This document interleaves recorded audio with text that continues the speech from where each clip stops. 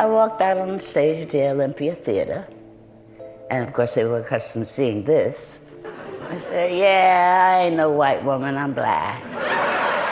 And then until I opened my mouth, they didn't believe that I was who I am. Everybody kind of relaxed and sat back and enjoyed. Dionne Warwick, 6-time Grammy winner, a voice that once turned love songs into the lullabies of an era, leaving an indelible mark on the hearts of millions. Yet that dazzling stage career concealed a harsh truth. At 84, when she should have been resting in glory, she still faced the aftermath of a 2013 bankruptcy, tens of millions of dollars in tax debt, years of lawsuits, and scandals few dared to mention. From a queen of pop soul, Dionne Warwick once had to watch her mansion seized, her diamond rings auctioned off, as if the brilliance of a lifetime was stripped away piece by piece, revealing bitter truths underneath.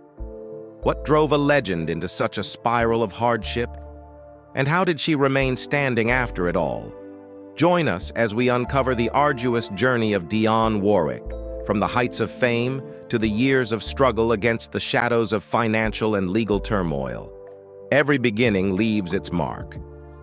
For Dionne Warwick, being born into a family steeped in music and faith gave her wings, but it also placed invisible burdens on her shoulders, ensuring that glory and tragedy would forever walk side by side. Marie Dionne Warwick was born on December 12, 1940, in East Orange, New Jersey, into a family rooted in both gospel and community. Her mother, Lee Drinkard Warwick, led the Drinkard Singers, the group where her aunt, Whitney Houston, began before becoming a Grammy winner herself and the mother of Whitney Houston. Lee also recorded for RCA, instilling in her children discipline and the belief that music was a responsibility. Her father, Mansell "Pop" Warwick, worked as a Pullman porter, a cook, and later promoted gospel records for Chess Records before settling into a career as a certified public accountant. He became the financial anchor for their household of 8 children. From the age of 5, Dionne followed her mother to New Hope Baptist Church, standing on the choir stand alongside relatives every weekend. The deep hum of the organ, the bursts of applause, and the soaring hymns carved into the little girl's soul a lasting truth. Music was not merely entertainment. It was a balm and a bridge. She would later say, "Every fruit has its tree. I was born to sing, just like everyone else in my family." Dionne Warwick's childhood brimmed with laughter and little mischiefs on the playground of East Orange. Growing up in a neighborhood nicknamed the United Nations, where ethnicities and faiths converged, she quickly learned a lesson that never faded. People are bound by spirit, not by skin.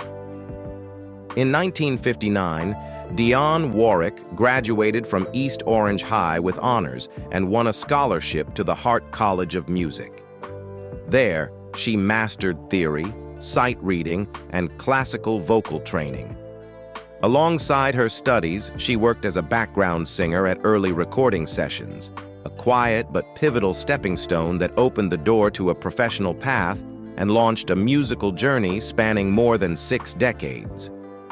From the hymns of the church pews, Dionne Warwick quickly found a way to carry her voice beyond the brick walls of New Hope. And that was when her true career began. Dionne Warwick was not only formally trained at the Hart College of Music, but also raised within a professional gospel environment. From the age of 6, she regularly stood on the choir stand of New Hope Baptist Church with the Drinkard Singers, alongside her aunt, Whitney Houston, and her sister, Dee Warwick. By the 1950s, Dionne formed the Gospelaires with Myrna Utley, Carol Slade, and Dee Dee. Their victory at the famed Apollo Theater Amateur Night became a turning point, leading the group to quickly become sought-after background vocalists. Within just a few years, Dionne was lending her voice to recording sessions for the Drifters, Ben E. King, Dinah Washington, and others. The constant bus and subway rides from East Orange to Manhattan not only toughened her spirit, but also gave her voice a remarkable flexibility, allowing her to move seamlessly between gospel and pop. In 1962, while singing on the demo of the Drifters' Mexican Divorce, Dionne immediately captivated Burt Bacharach and Hal David. During the session for Make It Easy on Yourself, Bacharach exclaimed, "I had never heard a voice so powerful yet so delicate." She nailed it in just one take. A small typo on the demo cover, mistakenly printed as Dionne Warwick, inadvertently gave birth to the stage name Warwick. Just 3 months later, her first solo single, Don't Make Me Over, was released under Scepter Records, thanks to the bold recommendation of Florence Greenberg. Forget the song? Sign the girl. The track shot into the Billboard Top 40, reached the top 5 on the R&B chart and the UK singles chart, and opened the door to a European tour, where Le Monde hailed her as La Perle Noire before Marlene Dietrich herself introduced her on stage at the Paris Olympia. From a background vocalist, it took Dionne Warwick only a few short years to rise into the ranks of stardom, and when the stage lights truly called her name, Dionne Warwick redefined the standards of pop soul. In just 2 years, 1963 and 1964, Dionne released 2 timeless hits, Anyone Who Had a Heart and Walk On By.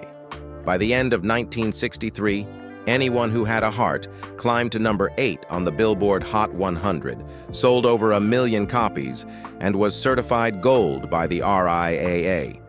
Cilla Black's cover version even hit number 1 in the UK, turning the song into a global sensation. Just 4 months later, Walk On By exploded onto the charts, reaching number 6 on the Hot 100 and selling more than 1.5 million copies. With its string intro and somber organ rhythm, the track became a radio staple, hailed as a must-play across every major station. The American and British press alike praised Dionne Warwick as a mistress of subtlety, a voice capable of outshining the entire orchestra. By 1967 to 1968, Dionne solidified her title as Queen of Emotion with I Say a Little Prayer and Do You Know the Way to San Jose? I Say a Little Prayer peaked at number 4 on the Hot 100, sold over 1.2 million copies, and became so iconic that Aretha Franklin herself covered it. Just 3 months later, Do You Know the Way to San Jose propelled Dionne across Europe, consistently breaking into the UK singles chart top 10. Critics at the time hailed her as a storyteller from the heart, every song a fragment of a musical diary. Her success went beyond chart positions. In 1964, Cashbox named Dionne Warwick top female vocalist, a title she would reclaim in 1969, 1970, and 1971. By 1969, Harvard University honored her as Woman of the Year, recognizing not only her musical talent, but also her cultural influence. On the adult contemporary chart, a true measure of refinement and endurance, Dionne set a record with 7 number-1 singles, second only to Barbra Streisand. This proved she was not only a youth idol, but also a voice cherished by mature audiences. The Grammy Awards cemented her legacy. In 1968, Dionne won Best Female Pop Vocal Performance for I Say a Little Prayer. Nearly 20 years later, in 1986, she stood on stage again with Song of the Year for That's What Friends Are For, the chart-topping hit with Elton John, Gladys Knight, and Stevie Wonder that raised over $3 million for AIDS research. But fame never lasts unbroken. From 1971 to 1979, after parting ways with Burt Bacharach and Hal David, the duo behind most of her hits, Dionne faltered under Warner Brothers' experiments with disco and soundtracks failed to connect with audiences. For nearly a decade, she had no top 40 singles, until her resurgence at Arista Records in late 1979. The 1980s marked a dazzling comeback. I'll Never Love This Way Again catapulted her back into the Billboard Top 5 and earned her another Grammy.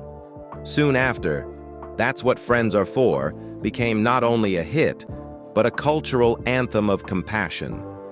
Dionne also lent her voice to We Are the World, one of the greatest charity recordings in history. With over 100 million records sold, her 1982 album Heartbreaker, a collaboration with Barry Gibb, moved more than 3 million copies, captivating audiences from the US to Europe. Concerts at London's Royal Albert Hall and Paris's Olympia sold out night after night. In her 40s, Dionne Warwick not only retained her status as a diva, but proved she could compete head-to-head with any pop R&B legend. Alongside her triumphant musical journey was a private life far from serene. Behind the spotlight, Dionne Warwick endured broken marriages, long stretches of solitude, and yet also experienced immeasurable pride in motherhood. Dionne Warwick married actor and drummer William Elliott, who appeared in CBS's Bridget Loves Bernie, 1972 to 1973, in 1966. Yet their first marriage lasted less than a year before they officially divorced in May 1967. Fate, however, had not finished with them. They reconciled and chose to remarry in Milan, Italy, that August, an event covered by Time magazine.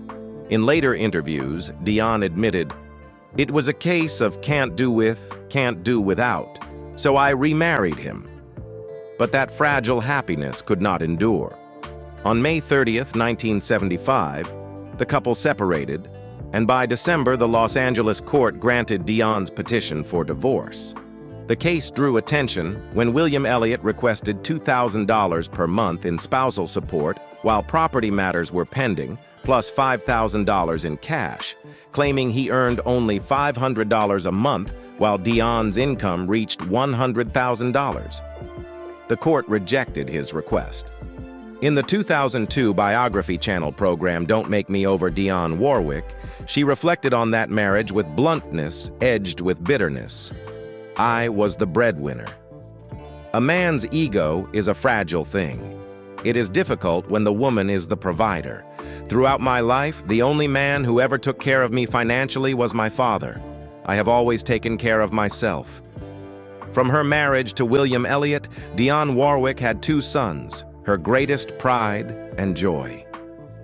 On January 18, 1969, in East Orange, New Jersey, Dionne and William welcomed their first son, David.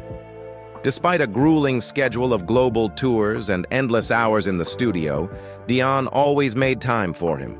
She never forced David to follow in her footsteps, yet music seeped into him naturally. As an adult, David pursued the arts, carrying forward his mother's legacy. He began his behind-the-scenes career co-writing the 1989 hit Here and Now for Luther Vandross with Terry Steele, a track that earned a Grammy nomination for Best R&B Song.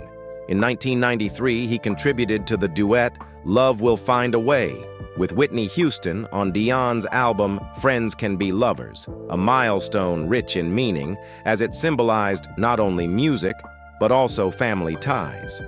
From 2002 onward, David became his mother's musical director. He played drums, opened her tours, and occasionally duetted with Dionne on stage. Fans also remember him as Sam Cooke in the film Ally, proof of his talent beyond his mother's shadow. In everyday life, David is a devoted family man, cherishing time with his 2 daughters, especially his youngest, Cheyenne, who now pursues soul music herself.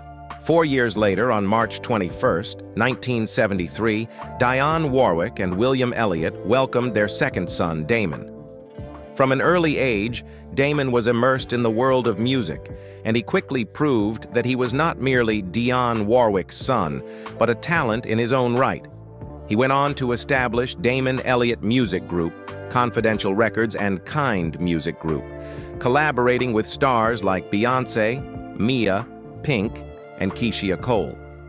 His career reached a peak in 2023 when Damon was honored at the Grammy Awards for producing White Sun's Mystic Mirror, while also earning an Oscar nomination for Applause from the film Tell It Like a Woman. One of Damon's proudest projects was working alongside his mother on the stage production Hits, the Musical. The show brought together 29 young performers aged 10 to 22, showcasing pop classics, including songs tied to Dionne Warwick's own legacy. Damon enthusiastically told the Tennessean, "This show is insane. It brings completeness from so many perspectives, connecting the past with the younger generation beyond production." Damon also works as a sound therapist, often sharing inspiring messages on Instagram. And when Dionne was honored at the Kennedy Center in 2023, Damon movingly wrote, "No words can express how proud I am of you, Mom. It's about time." Congratulations. Beyond her marriage to William Elliott, Dionne Warwick also experienced several notable romances, like passing notes woven into the harmony of her private life. In the late 1960s, she had a brief relationship with Timmy Touchdown Brown, star running back of the Philadelphia Eagles. Both were at the height of their careers, and conflicting schedules made lasting commitment difficult. Yet his presence left Dionne with the memory of a youthful, radiant chapter. In the early 1970s, during a tour in Paris, Dionne Warwick dated French singer-songwriter Sacha Distel. They shared romantic evenings under Parisian lights and soft music, but once Dionne returned to the U.S., the relationship ended, leaving only the lingering taste of a fleeting dream. By the mid-1980s, Dionne was linked to actor Philip Michael Thomas, star of Miami Vice. But demanding tour schedules and geographic distance soon forced them apart. Around the same time, she was briefly involved with Edgar Bronfman Jr., heir to the Seagram Empire. Despite both being prominent figures in entertainment and business, diverging priorities and life directions meant the relationship never deepened. Finally, in the late 1970s, during her performances in Las Vegas, Dionne Warwick had a brief romance with Gianni Russo, the actor and restaurateur best known for his role in The Godfather. Those nights in Las Vegas carried a unique flavor, glamorous, electric, yet as fragile as the flickering neon lights along the Strip. Each relationship, whether brief or enduring, left its own imprint on Dionne Warwick's life. From romantic evenings in Paris, to the glitz of Hollywood, to the lounges of Las Vegas. Together, they added more shades to the already tumultuous private portrait of one of the greatest voices in pop R&B. But compared to fleeting romances, it was the losses within her family that cut the deepest wounds into Dionne Warwick's heart. She had to stand more than once before the casket of a loved one. Her brother Mansell Jr., killed in an accident in 1968. Her sister, Dee Dee Warwick, who drew her last breath in 2008. The greatest shock came in 2012, when Whitney Houston, Dionne's niece, whom she had supported from the earliest days of her singing career, passed away suddenly. The funeral was broadcast worldwide.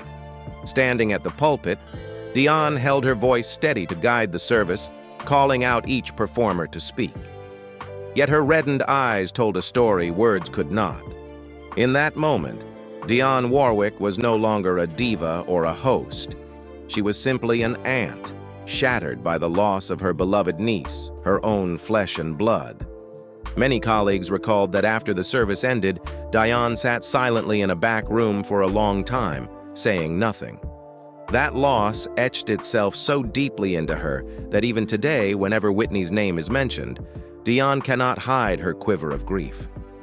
And yet, after all the losses within her family, Dionne Warwick still could not find peace.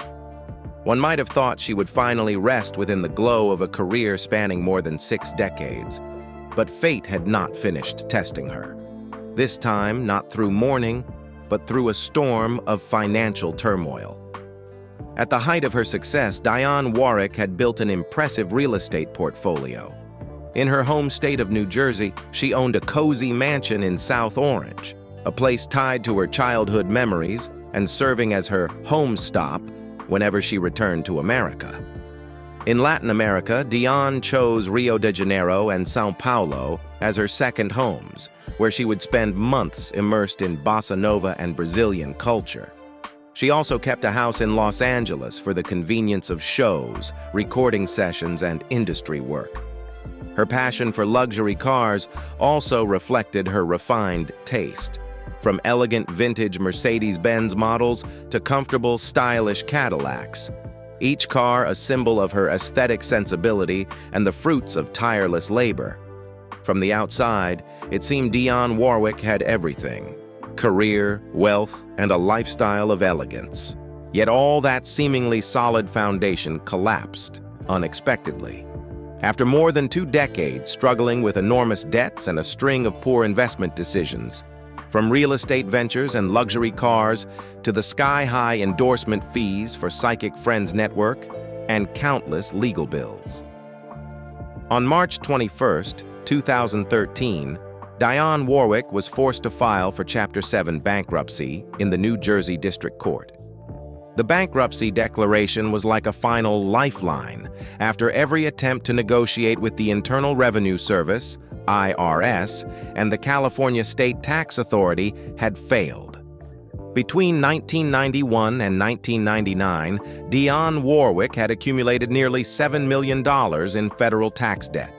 At the same time, under California Revenue and Taxation Code Section 19,195, she was listed among the state's top 250 delinquent taxpayers starting in October 2007 with a debt of $2,665,305.83 with a tax lien filed on July 24, 1997.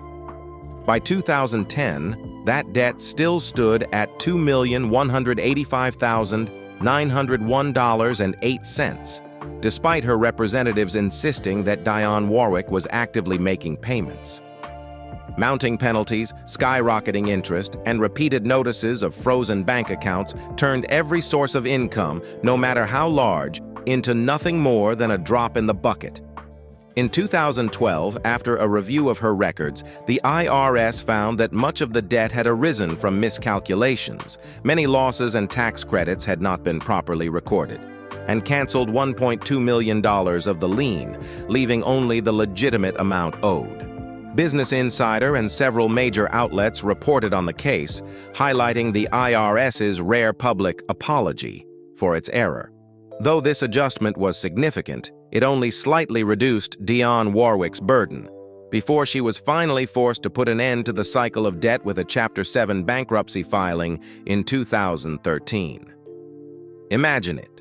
By the end, the mansions once filled with music, the luxury cars that had been her pride, the memorabilia tied to more than half a century on stage, all were seized, sealed, and auctioned off. The court ordered Dionne Warwick to liquidate everything to repay her debts. The image of a music legend watching her Rio de Janeiro home put up for sale, or having to remove a diamond ring once worn during moments of glory, left fans across the world deeply saddened. In a later interview, Dionne Warwick admitted with a breaking voice, "My whole life I gave to music, but I never thought the day would come when I'd have to fight to keep a roof over my head." It was not just a statement about property. It was the bitter truth of a woman who had sung for millions of hearts, yet stood powerless before the cold numbers written on court and bank documents. If losing mansions or diamond rings were only material losses, what wounded Dionne Warwick more was the feeling of dignity stripped bare before the public. The press seized the chance for sensational headlines: debt-ridden diva, music icon forced into bankruptcy. Numbers that should have remained in court files suddenly became fodder for gossip. For Dionne Warwick, who had once stepped onto the Grammy stage under dazzling lights, facing cold questions from reporters outside the courthouse felt like a devastating spiritual fall. She confided that there were nights when she returned to her Los Angeles home, all the lights turned off, and sat alone in the living room, endlessly asking herself one question: why did I have to end up like this after everything I gave? During that period, Dionne Warwick rarely answered calls from friends or family. She chose silence, appearing on stage only when she had to work. Under the spotlight, her voice remained steady, but behind the curtains, she seemed to sink into emptiness. That loneliness was not only about money, but about the feeling of never truly being loved or protected, as she once admitted. But personal pain was not the whole story. Even Dionne Warwick's public image, was at times dragged down by mistakes that forced her to bow her head before public opinion. In 2002, at Miami International Airport, Dionne Warwick was arrested for marijuana possession. In her carry-on luggage, police found 11 joints hidden inside a lipstick case. The news spread instantly, becoming tabloid fodder. From a diva who once sang hymns in church to suddenly facing the law over less than 5 grams of marijuana. The incident not only damaged her reputation but cast a heavy shadow of doubt over a career that had spanned decades. What shocked the public most was that she never tried to defend herself. Dionne Warwick quietly walked out of the police station, away from flashing cameras without a word of explanation. A close friend once said, she saw that incident as the last straw, not because of the charge itself, but because of the feeling that her dignity was being eroded, her private life laid bare before millions of scrutinizing eyes. From then on, Dionne Warwick chose silence more often, letting her music speak for her. But behind the melodies still filled with emotion was a woman struggling to hold on to faith in herself, and to the fragments of a public image once whole. Rising above the losses and the scandals surrounding her, Dionne Warwick held on to her trademark resilience and used her position to speak out for justice. During her tours in the American South, Dionne Warwick once made the rap world bow its head when she boldly invited Snoop Dogg and artists from Death Row Records to her home at dawn. She confronted them directly about their sexist lyrics, asking questions with a tone that was both firm and imbued with the grace of a seasoned elder. Music must be tied to respect and empathy, not just serve as a tool for entertainment, she said. That moment became legend. Snoop Dogg later admitted, "We were defeated.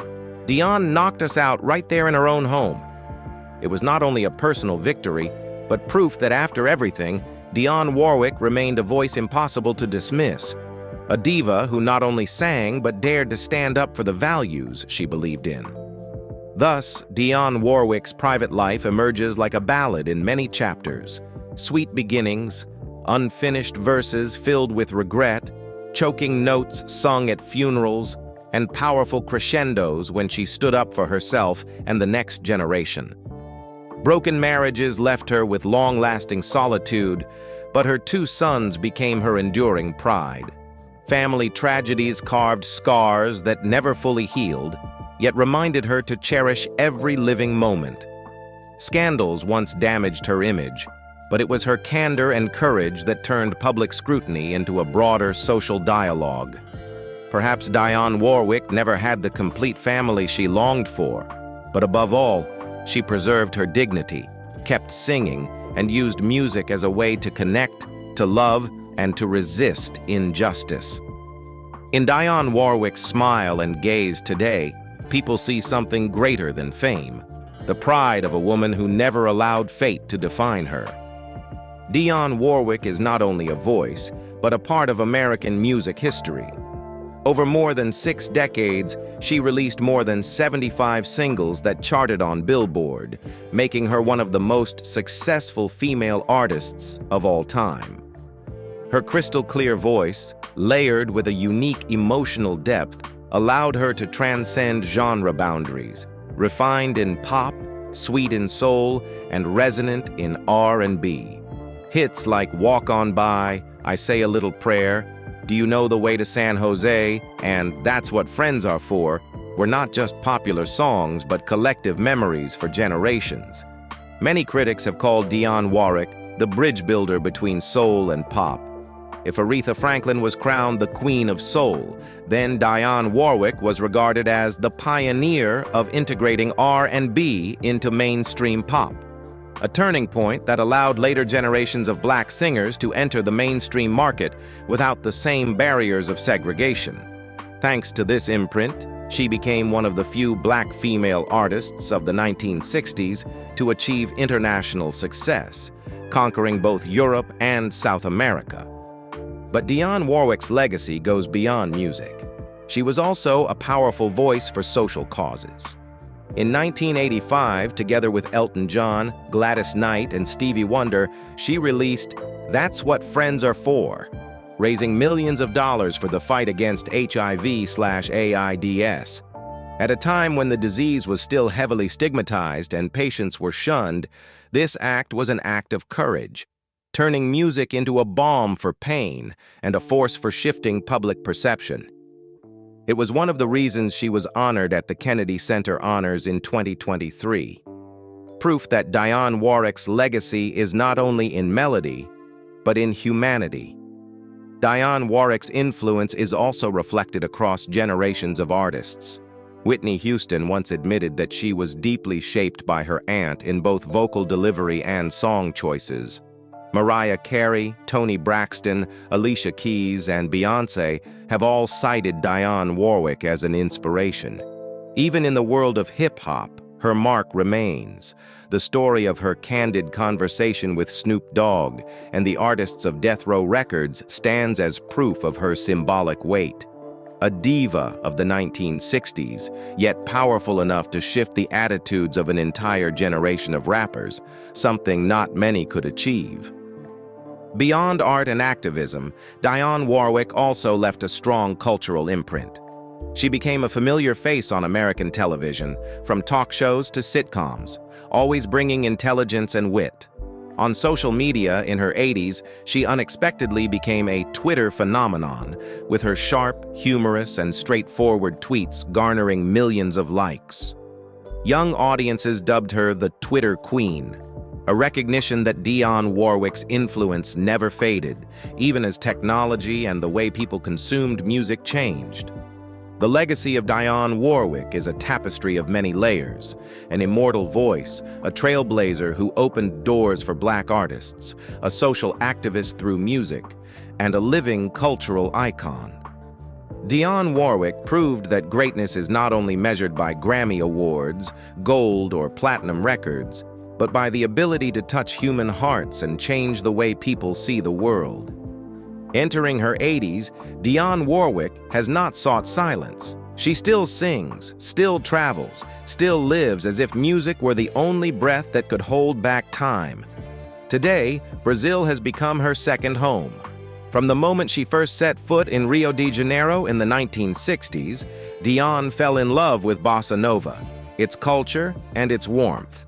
She bought a villa in Leblon, learned Portuguese to converse with neighbors, and divided her time between Rio, São Paulo, and her small home in South Orange, New Jersey, where she still returns to visit her grandchildren and maintain her bond with American audiences.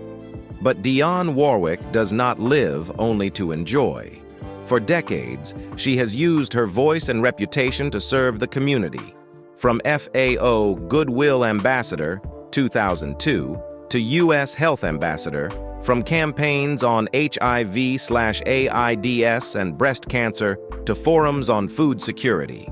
In 2010, Lincoln University awarded her an honorary Doctor of Arts degree, recognition for a journey that encompassed not just music, but social responsibility. Even in the age of social media, Dionne Warwick continues to share her views with honesty and humor, surprising young audiences who find it remarkable that an 80-year-old diva can feel so close and relatable. When it comes to the stage, Dionne Warwick has never stepped away. In December 2023, she stunned British audiences when she emerged from behind the weather mask on The Masked Singer UK.